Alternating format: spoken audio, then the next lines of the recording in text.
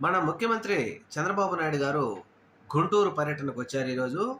ఆయన గుంటూరు పర్యటనకు సందర్భంగా రాష్ట్రంలోని మహిళలు, రైతులు, పిల్లలు అనేక మంది తండోపతండాలుగా ఆయనకు వచ్చి స్వాగతం పలుకుతూ చంద్రబాబు నాయుడు గారు ఇచ్చినటువంటి హామీలన్నీ నెరవేర్చారు.